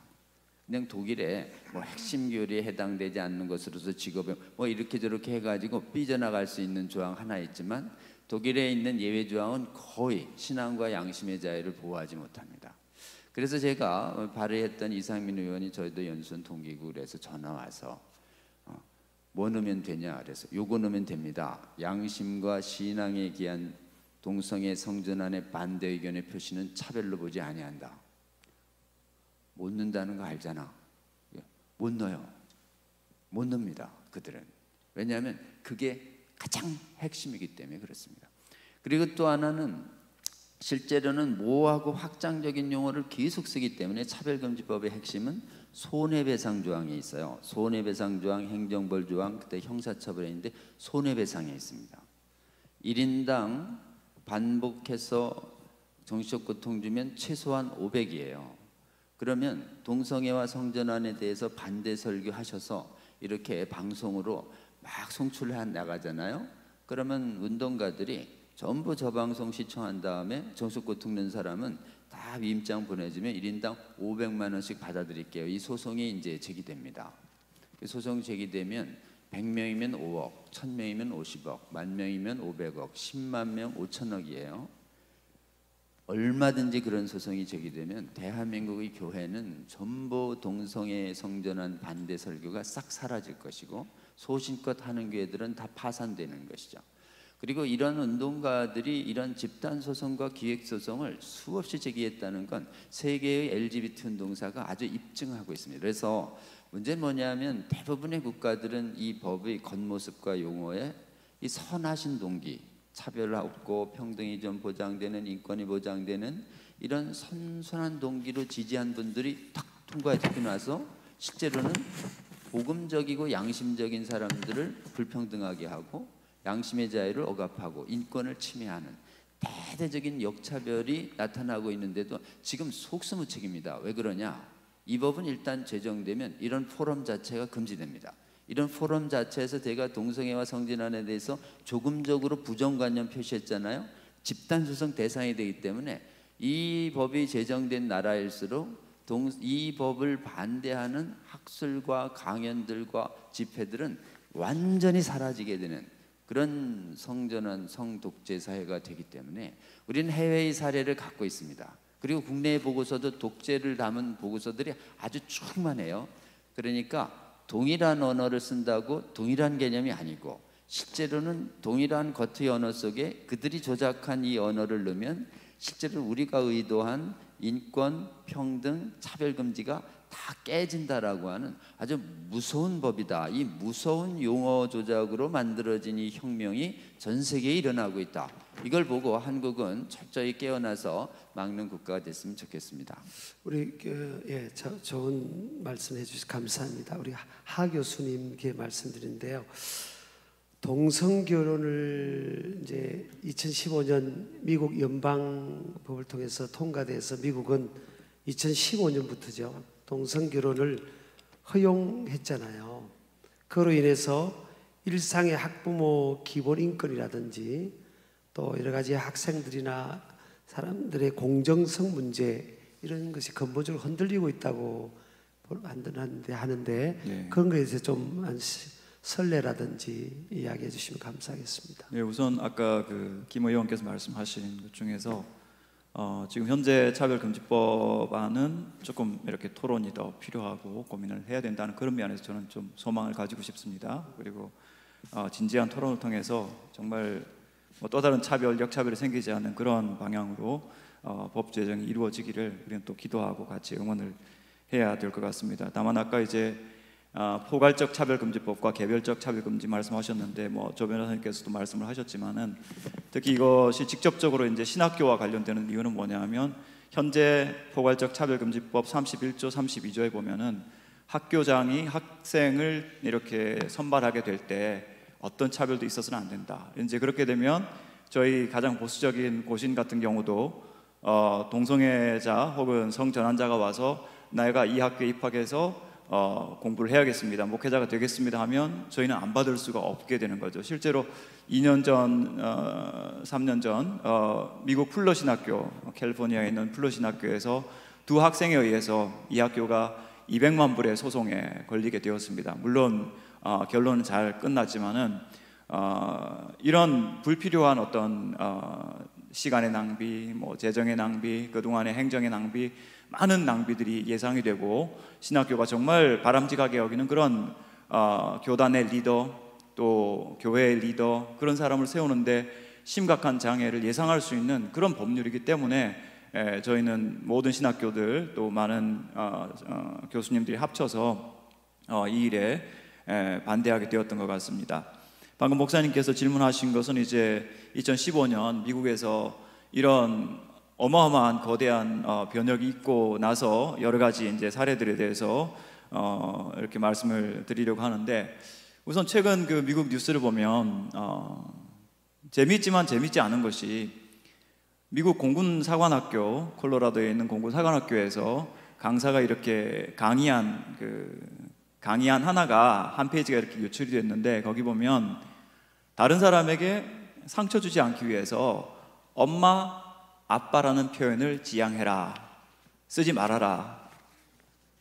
엄마, 아빠라는 표현은 아기 때부터 아이가 본성적으로 거의 온 세계 공통적으로 아기들이 쓰는 말인데, 엄마, 아빠라는 말 대신에 부모, 돌보미, 보호자, 이런 식으로 이제 인간의 가장 기본적인 언어를 바꿔야 된다, 이런 강의를 했다가 지금 한참 논쟁이 벌어지는 것을 볼 수가 있고, 유펜이라는 그 학교에서, 굉장히 유명한 학교죠, 원래 남자 수영 선수였다가 트랜스젠더가 된 리아 토마스라고 하는 그 선수가 있습니다. 그 선수가 이제 성전환을 하고 남자 선수로 3년이나 활약을 했는데, 성전환하고 그 수술 자체는 얼마나 힘들겠습니까, 말씀하신 것처럼. 하지만 근육이나 폐활량이나 혈액순환이나 이 모든 것들은 남자의 것들을 다 가지고 있거든요. 그래서 NCAA라고 하는 그 전체 리그에서 1등을 했습니다.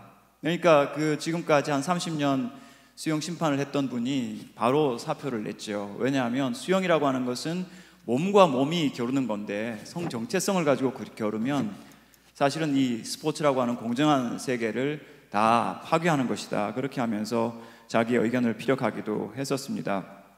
그리고 또 지난달 뉴스 가운데, 몇 주 전의 뉴스 가운데서는 노스캐롤라이나에서 그 성전환자가 들어있는 여자 배구팀의 그 전환자가 스파이크를 하는 바람에 그것을 맞은 여학생이 기절해서 그 팀이 이제 전체 리그에서 배제됐다는 그런 뉴스도 있었고, 이제 가장 좀 예외적이지만 그러나 또 슬픈 것 중 하나는 9살짜리 아이가 자신이 동성애자라는 것을 커밍아웃을 했는데 아이들이 놀리니까 이제 스스로 목숨을 끊은 그런 일도 있었습니다. 그때 이제 이 아이가 부모에게 물었습니다. 내가 이렇게 이야기했더니 아이들이 놀렸다.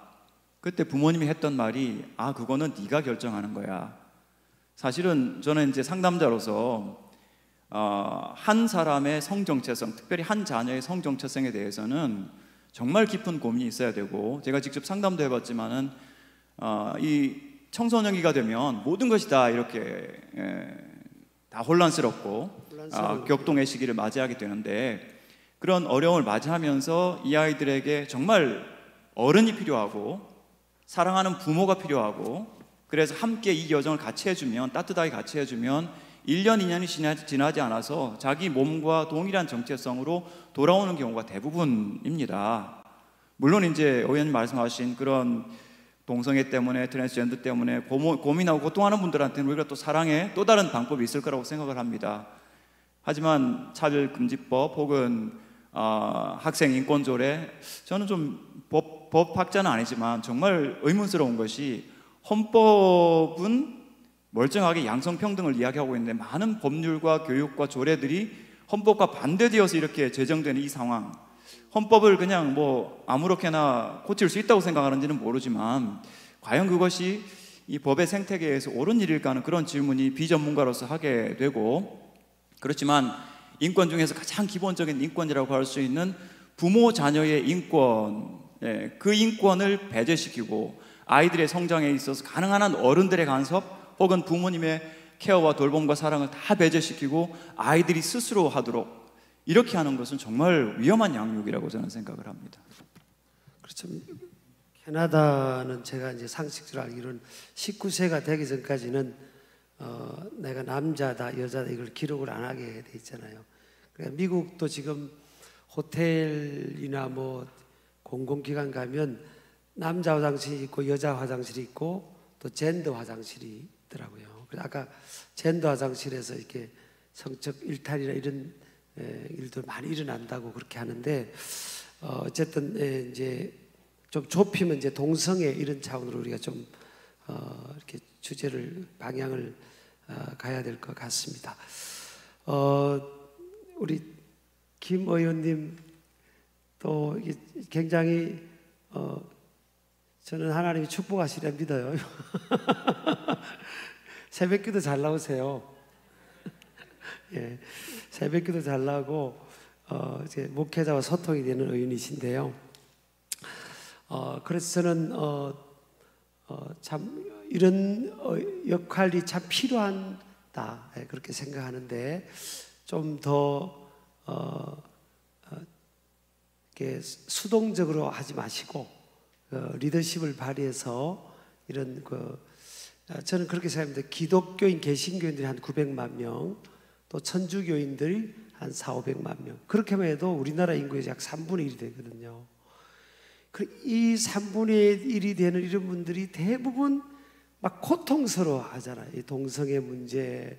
왜냐하면 나라와 민족을 사랑하는데 사회적 건강이 기본적으로 흔들리고, 저도 이제 손자 손녀가 3명이 있는데 이 아이들이 어린이집 유치원에서부터 너는 남자도 아닐 수 있고 여자도 아닐 수 있고 네가 좀 커서 네가 결정해라 이런 걸 계속 주입되는 교육 속에 살아간다면 굉장히 저는 받아들일 수 없는, 실제적으로 우리가 적용해 보면 그런 부분이 있기 때문에 또 남자도 아니고 여자도 아니고 요즘 팽수, 인기 있는 팽수가 난 남자도 아니고 여자도 아니고 팽수야, 이런 것들이 이제 어떤 프로그램을 통해서 이제 전달되고 그러면서 우리가 어떤 기본적 지금까지 흘러오던 인류의 관점에서 흘러오던 사회적 건강, 기본적 질서를 지금 흔들리는 상황이거든요. 아까 우리 부총회장님 설교하신 내용처럼 그런 데 있어서 국회의원 정치인으로서 좀 어떤 사명감이랄까 그런 것들을 좀 능동적으로 한번 표현해 주시면 지금 많은 분들도 접속해 계시고 근데 좀 이렇게 좋은 격려도 되지 않을까 생각합니다. 예.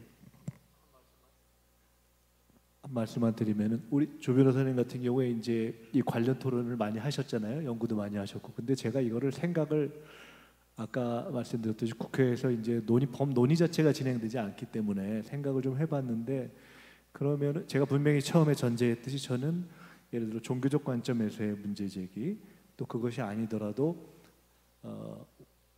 성을 완전히 어떤 정체성을 상대주의화하는 것이 보편화되는 것에 대해서 저는 문제 제기해야 한다. 저는 이렇게 생각하는 입장인데, 근데 그의 기초에서 봤을 때 가령 그러면은 포괄적 차별금지법에 대해서 어떻게 접근할 것인가를 봤을 때 굉장히 어렵더라고요. 왜냐하면 아까 말씀하신 그 종교 예외 조항 같은 걸 생각을 해봤는데 그것이 말씀하신 것처럼 지금 실례가 존재하지도 않고, 또 하나는 전혀 다른 케이스인데 이거 조금 묘한 얘기인데, 예를 들어 상대적으로 성차별적 어떤 기조를 조금 담고 있는 이슬람적인 부분을 인정하는 종교의 어떤 예외주의 이렇게 되면 그로 인해서 피해를 받은 입장에서는 그런 종교예주에 대해서 굉장히 비판적으로 나올 수 있다라는 지적을 제가 한번 들었어요. 그래서 야, 이게 참 어렵구나.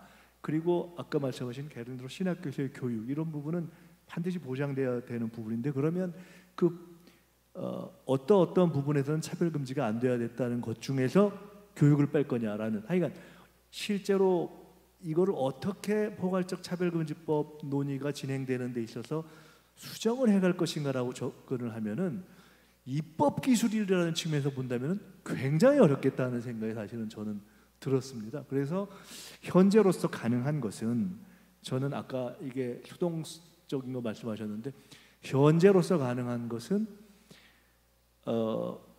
포괄적 차별금지법에 대해서 이견을 가지고 있는 경우에서 아까 말씀처럼 차별금지법 일반에 반대한다 이렇게 하면 사실은 일반인들이 잘 모르는 경우가 많습니다.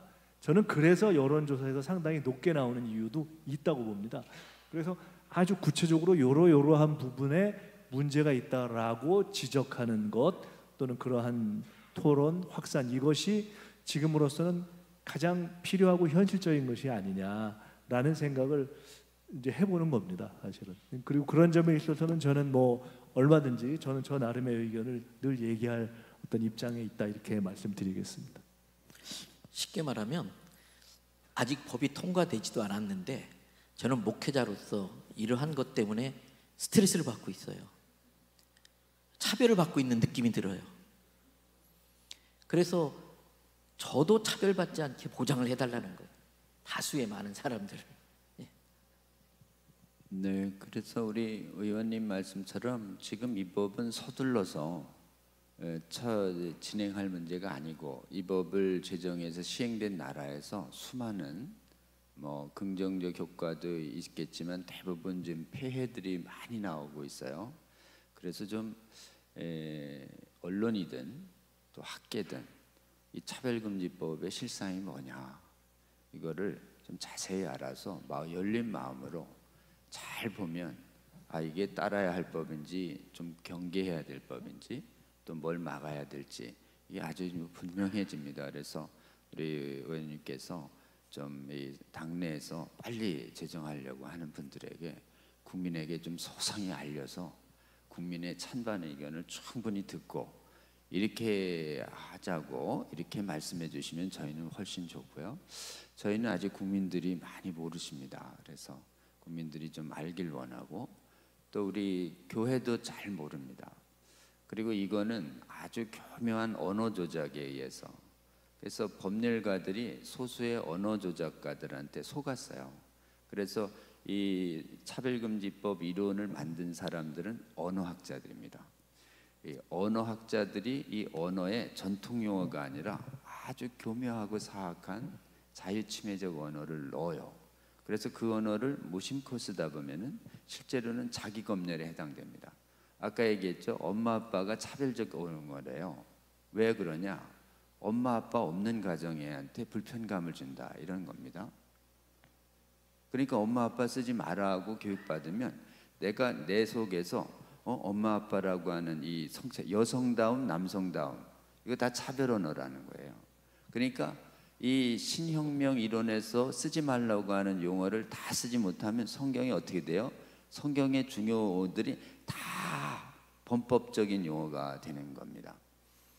그렇게 누군가가 아주 언어학자들을 미혹시켜서 그런 신언어 쓰는 운동이 고운 언어 쓰는 운동이래요. 고운 말 쓰기 운동. 이게 political correctness라고 해서 정치적으로 올바른 용어만 써라. 이거 원래 볼셰비키 혁명 후에 레닌이 볼셰비키 당에게 합당한 용어만 올바른 용어고 틀린 용어 쓰지 마, 이렇게 해가지고 원래 공산주의 국가에서 언어 통제하던 거를 나와가지고 1984년 조지 오웰이 빅브라더가 다스리는 동물농장이라는 소설을 쓰죠. 그때 그 사람들이 쓴 구호가 이겁니다. Think in new speak. 새로운 언어로만 사고해라. 그럼 새로운 언어는 이거예요. 전쟁은 평화고 평화는 전쟁이다. 악은 선이고 선은 악이다. 빛은 어둠이고 어둠은 빛이다. 여러분 어떠세요? 그런 언어로 계속 쓰라는 거예요. 그러니까 선과 악이 공존하도록 하는. 그럼 여기에 윤리 판단이 이렇게 사라지는 거죠. 그래서 사실은 차별금지법은 겉으로는 차별금지법이라고 써 있지만 내용은 뭐냐? 분별금지법입니다. 진리표현금지법이에요. 양심신앙의 윤리표현금지법이에요. 그러니까 실제로는 실체인 동성애 반대금지법, 성전환 반대금지법 이러면 누가 찬성하겠습니까? 근데 실체가 그렇다는 거예요. 우리가 동성애를 하지 말라는 게 아닙니다. 동성애 하는 사람 처벌하자고 요구하는 게 아니죠. 기독교회가. 성전환 하는 사람 처벌하자고 누가 요구합니까? 안타깝긴 하지만 그들의 자유에 다 맡겨 있어요. 조기 성행위 하지 말라고 우리는 권고하지만 도덕적으로 절대 법으로 처벌하는 게 아니에요. 차별금지법은 뭐냐면 지금 찬반이 도덕의 문제에 맡겨져 있는 거를 차별금지법이 딱 들어오는 순간 뭐냐면 반대는 범법자가 되는 겁니다. 지지와 찬양과 고모와 긍정만이 난무하는 세상.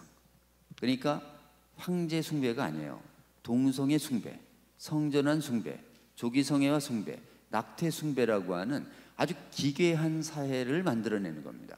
저희가 지금 반대하는 건 우리에게 지금 목사님 얘기한 것처럼 우리의 신앙과 양심을 자유롭게 말할 자유를 왜 차별로 뭐냐? 예수님만이 구원이시다가 기분 나쁘다고 왜 말하지 말라고 하는 거냐? 종교 차별금지 조항이 이제 그렇게 확산돼요. 지금 직장에서 십자가 하지 말고 종교에서 예수 구원 전하잖아요. 막바로 종교 차별로 갑니다. 왜 예수만이 구원이냐 이거예요. 실제로 똑같습니다. 그렇기 때문에 이 법은 뭘 노리고 있냐면 성경의 절대적인 윤리관, 영원한 윤리라는 게 있어요. 과거, 현재, 미래의 동일한 성윤리. 이 성윤리를 자유롭게 말할 자유를 차별금지라는 이 무서운 복음적 용어를 앞세워서 내용에 괴롭힘 금지라고 하는 정신적 고통 금지라는 사악한 논리를 만들어서 실제로는 동성 성적 지향과 젠더 정체성 안에 차별금지 사회가 절대 될 수 없는 행위들입니다. 왜냐하면 인간의 선택 행동들인 동성 성행위하고 성전환 행위가 왜 차별금지가 돼야 되죠? 선택 행동이 차별금지가 되면 지지하는 사람만 자유고요. 우리처럼 반대하는 사람은 다 차별로 몰려요. 원래 정당한 차별금지 사회는 타고난 남성과 여성, 이 민족, 인간이 선택하기 어렵거나 선택할 수 있더라도 내면이에요. 동성성행위나 성적 지향은 전부 선택 가능한 외부 행동이기 때문에 절대 차별금지가 될 수 없는 걸 차별금지 사회에 슬쩍 넣어놓고 전체적으로 차별금지 정당한 사회와 같은 똑같은 혜택을 누리면서 실제로는 우리의 양심과 신앙의 자유를 무섭게 파괴하고 있다라고 하는 것이 지금 세계 20, 30년 역사가 보여주고 있는 건데 문제는 그 똑똑한 서구 문명이 이 용어에 다 속았어요. 속아서 지금 돌아오고 있습니다. 20, 30년. 지금 반성이 시작되고 지금 있습니다. 후회를 하고 미국도 보니까 제가 이번에 방문 보니까 그 저변에서는 학부모들이 모르고 이제 그걸 통과시켰는데 굉장히 후회를 하고 그 폐해가 많아서 지금 뭐 어떤 주는 뭐 그래서 낙태 같은 것도 이렇게 되돌리는 그런 방향으로 가고 있잖아요. 하여튼 이제 시간이 다 돼가는데요.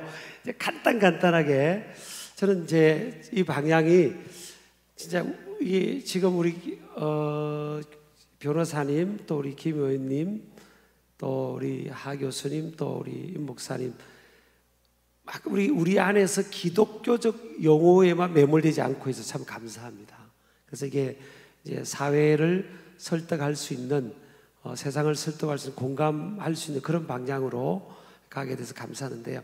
제가 한 가지만 말씀드리면 이제 우리가 기독교라든지 또 이 포괄적 차별금지법을 반대하는 입장에 있는 사람들이나 공동체를 향해서 왜 전 세계는 지금 보편적 가치로 뭐 저런 전문가 하지만 옹약 카르타 원칙 그러더라고요. 그런 보편적 가치로 가고 있는데 유독 한국만 그러냐? 지금 뭐 우리 앞서간 선진국 미국이든 유럽이든 다 그렇게 하고 있는데 그러면서 이제 또 그런 차원에서 이제 우리 수준을 국제 인권이나 이런 차원에 맞춰야 되지 않냐 이런 차원에서 이제 설득을 해가고 있거든요. 그래서 그거에 대해서 잠깐만 말씀하고 또 다음에 또 한번 기회를 갖도록 하고요. 마무리 조금씩 아주 1, 2분씩 쓰셔서 그렇게 해서 이제 마치는 방향으로 가면 좋겠습니다. 우리 교수님부터 할까요? 예. 우선 저는 그 조 변호사님 같은 분들 그리고 김 의원님 같은 분들이 정말 앞서서 이렇게 이 문제에 대해서 진지하게 생각하시고 특별히 조 변호사님은 아주 중요한 일들에 이렇게 선구자적인 역할을 해주셔서 너무나 감사하고 그 외에도 함께 이 일에 참여하시는 많은 분들이 계신데 아무래도 이제 우리가 진리를 가르치고 말씀을 증거하다 보니까 이런 운동이 더 이제 커지고 또 확산될 수 있어서 감사한 것 같습니다. 다만 이제 저는 또 목회자이기도 하고 목회 상담자로서 이런 어떤 운동과 별개로 정말 우리 주변에 이런 성 정체성과 혹은 여러 가지 때문에 깊이 고민하는 분들이 있다고 생각을 합니다. 그분들이 진짜로 행복해지고 건강하게 오래 사실 수 있고 또 영원한 소망을 가질 수 있는 것은 어떤 법 체계를 바꾸는 것이 아니라 진정으로 자신이 변화되는 것이거든요. 그건 우리 자신도 마찬가지고 그래서 C.S. 루이스가 이야기하기를 법으로는 사람을 선하게 만들 수 없습니다. 그리고 사람이 선해지지 않는 한 사회는 좋아질 수 없습니다. 우리 사회가 더 좋은 사회가 되기 위해서 우리는 뭘 해야 되는지 알죠. 물론 전도도 해야 되지만 그러나 우리가 노력해서 정말 이웃을 섬길 뿐만 아니라 뭐 동성애자, 이성애자 할 것 없이 같이 편견 없이 우리가 섬기고 그들이 교회 안에 왔을 때는 그들이 회개하고 우리와 똑같이 자신이 죄인임을 깨달으면 진정한 소망과 환대가 있다는 것을 우리가 꼭 이야기를 해 주었으면 좋겠습니다. 그래서 그리스도의 복음 외에는 그 깊은 중독에서 빠져나올 수 있는 다른 길은 저는 없다고 생각하기 때문에 그런 면에서 이 운동 또 우리 성결교회에서 이렇게 귀한 모임과 또 신학적인 좋은 운동을 해주셔서 너무 감사하고 특별하다고 생각합니다. 감사합니다. 네, 감사합니다. 임 부총회장님. 먼저 하나 좀 말씀드리고 싶은 것은 기독교의 좋은 용어들은 이단들이 다 갖다 먼저 선점해 버렸어요.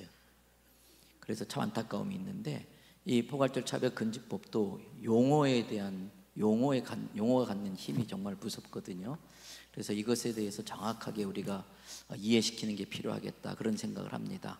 특별히 목회자의 한 사람으로서 이 부분에 대해서 무관심했던 부분들도 있었고 덜 소극적이었던 분들도 있었던 것에 대해서 죄송하고 부끄럽게 생각하고 방금 교수님 말씀처럼 이 일에 앞장서신 분들에게 감사를 드립니다. 하나 안타까운 것은 기독교인들이 반대하는 것만 부각되어져 있고 왜 반대하는지에 대해서는 디테일한 설명과 이해가 그동안 부족했었던 것들이 우리들의 실착이라고 생각을 합니다.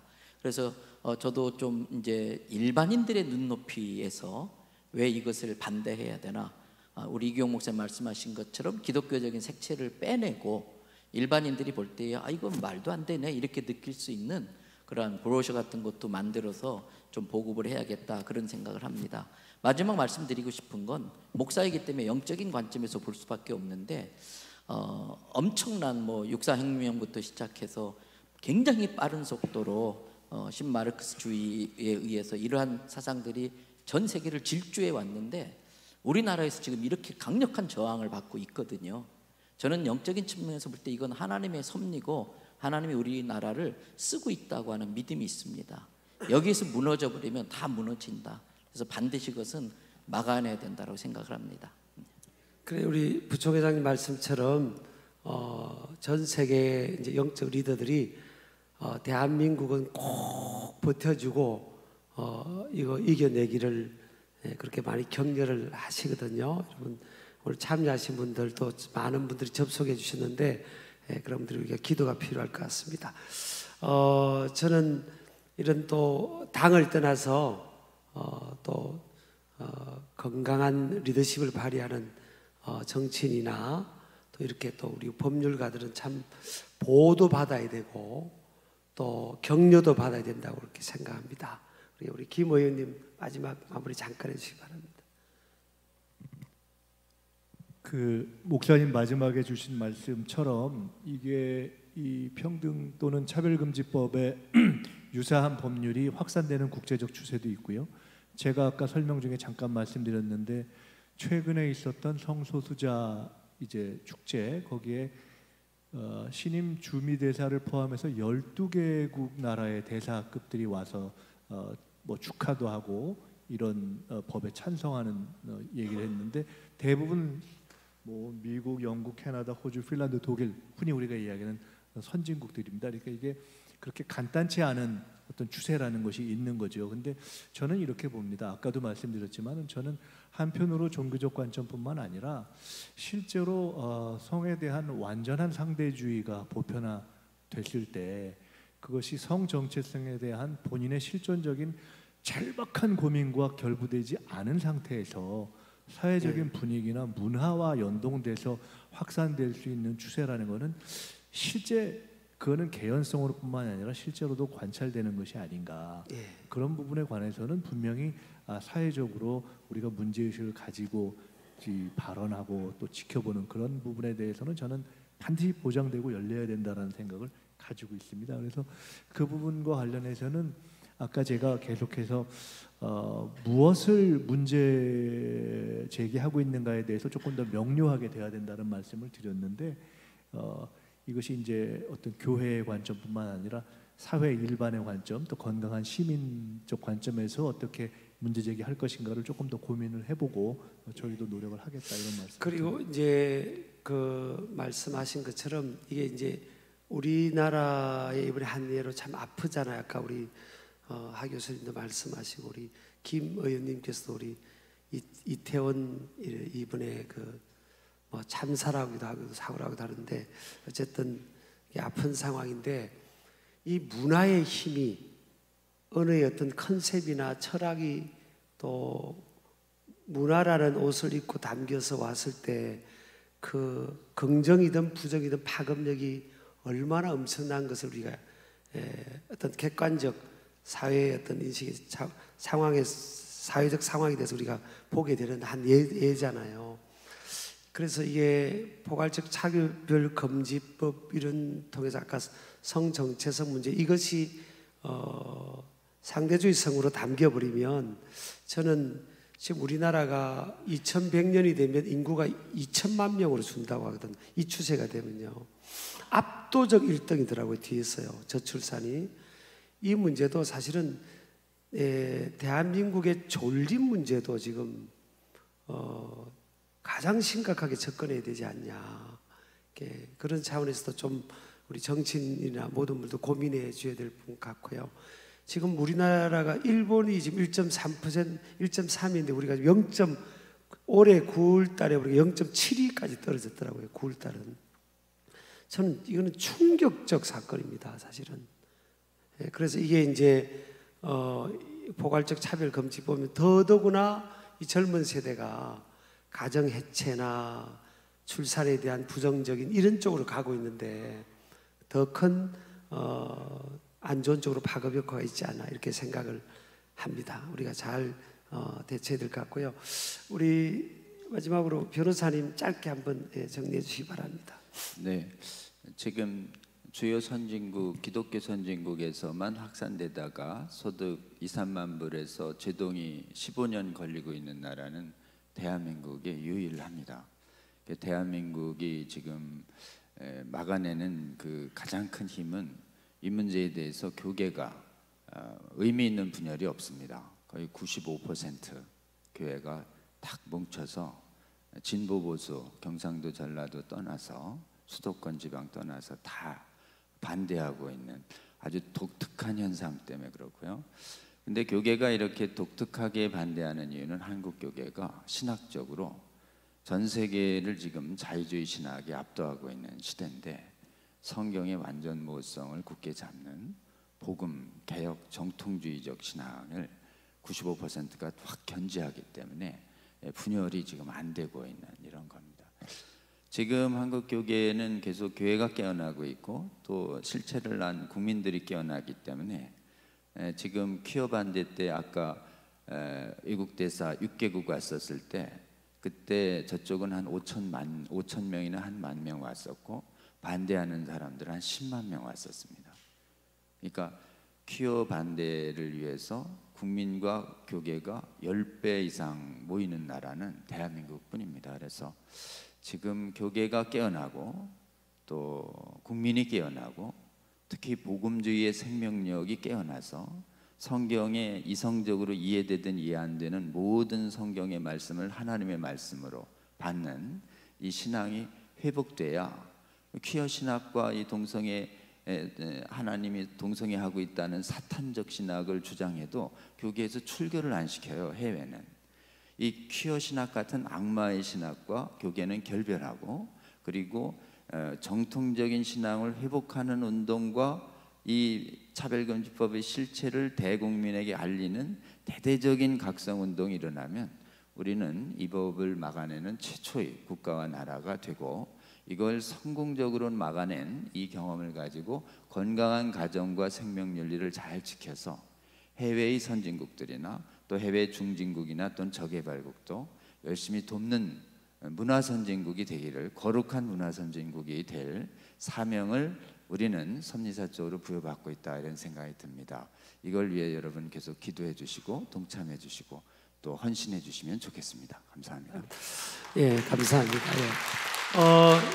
제가 알기로도요, 우리 국민들도 그렇지만 사회를 바라보는 시선은 보수도 있고 진보도 있고 중도도 있고, 그런데 제가 아는 목회자들이나 모든 분들은 95% 이상 이 동성애나 이 문제에 있어서는 똑같은 스탠스를 취하고 있습니다. 저도 개인적으로 12월 1일 여의도 국회의사당 앞에서 1인 시위로 지금 이거 나가는데요. 이 문제는 한국교회 또 우리 대한민국의 존망의 문제, 더 나아가서는 세계에 긍정적인 기여를 하는 차원에서도 참 좋은 방향이라 생각하고요. 기도를 많이 해주시길 바랍니다. 또 다 함께 또 포럼을 갖도록 하겠습니다. 우리 박수하겠습니다.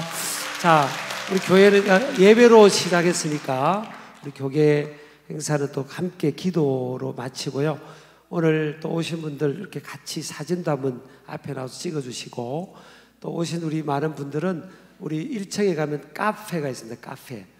오신 분 여기 오늘 참여하셨다고 하시고 샌드위치나 그 빵이나 하고 음료 하나를 저희 교회가 섬기도록 그렇게 하겠습니다. 요거는 장로님들하고 회의도 안 했지만 저는 그렇게 하겠습니다. 감사합니다. 함께 우리 오늘 바쁜 적에 오신 분들 우리 박수 한번 해주시기 바랍니다. 감사합니다. 우리 김민석 의원님, 우리 조영길 변호사님, 우리 하 교수님, 우리 또 임석 목사님 특별히 많이 기도로 보호해 주세요. 이런 자리에 서기가 사실 쉽지 않습니다. 우리 함께 우리 주여 부르짖고, 하나님 우리 이 땅을 지켜주시고 한국교회를 위하고 우리 자녀 세대를 위한 이 사회의 좋은 방향을 위한 좋지 못한 법들이 또 포괄적 차별금지법이 제정되지 않고 건강한 차별을 금하는 그런 좋은 법들이 세워지게 해달라고 우리 주님 부르짖고 기도합니다. 주여 주여 주여. 하나님 아버지 감사합니다. 오늘도 포럼을 잘 마칠 수 있도록 허락해 주셨습니다.